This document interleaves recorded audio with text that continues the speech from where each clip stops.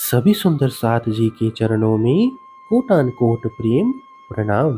सुंदर साथ जी, पिछली वीडियो में हमने श्री खिलवत ग्रंथ के प्रकरण 14 की 70 तक की चौपाई का पाठ पूर्ण किया।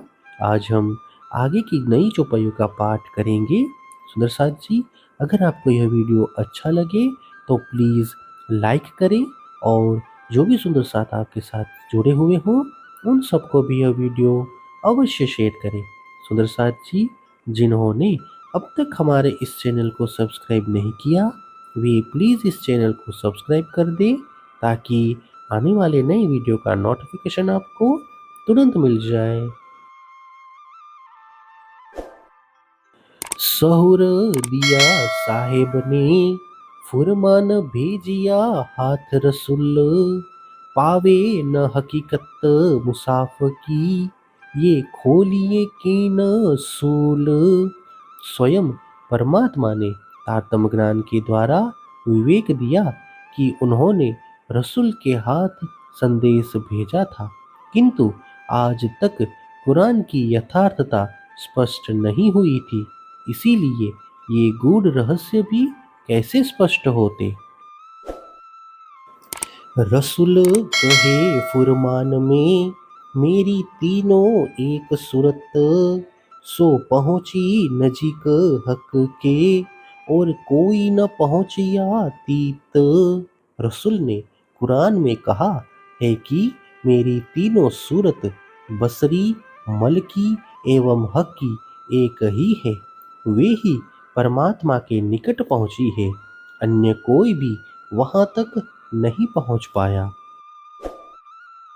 बसरी, मलकी और हकी माहे फेल तीनों के, सो खोले फुरमान को आखर सूरत हकी जे। कुरान में बसरी, मलकी एवं हकी इन तीनों के अलग अलग कार्य बताए हैं।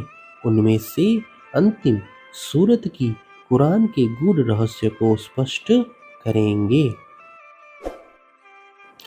और चाहे कोई खोलने क्यों कर खोले सोई, सो कौल खोले हक हुक्मे फैल हाल जिनों के होए। उन रहस्यों को अन्य कोई स्पष्ट करना चाहे तो भी कैसे कर सकता। परमात्मा का आदेश प्राप्त कर उन्होंने ही ये वचन स्पष्ट किए, जिनके आचरण भी परमात्मा के अनुरूप रहे हैं। हुआ दीदार सब म्याराज में, जो हरफ कहे हक्के मुझ, जो छिपे रखे हैं हुक्म में, सो कौन जाहिर करे मेरा गुज। रसूल मोहम्मद ने कुरान में कहा है, जब मुझे परमात्मा के दर्शन हुए तब उन्होंने मुझे कुछ शब्द कहे, उनको मैंने उनके ही आदेश से स्पष्ट नहीं किया, क्योंकि उन्होंने कहा कि मेरे गूढ़ रहस्यों को अन्य कौन स्पष्ट कर सकता है।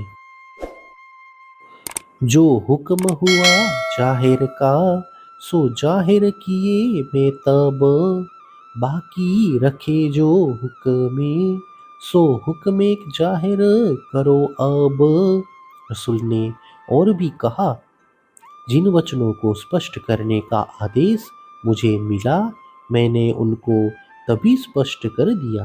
परमात्मा के आदेश से जिनको शेष रखा था उनको भी मैं अब उसी आदेश से स्पष्ट कर रहा हूँ। ये बातें सब महराज की करे जाहिर तीन सूरत, और कोई ना कह सके ये अरस हक न्यामत। पर ब्रह्म के दर्शन के समय परस्पर हुए संवाद को उन तीन स्वरूपों के अतिरिक्त दूसरा कोई नहीं कह सकता, क्योंकि यह परम धाम की ही संपदा है।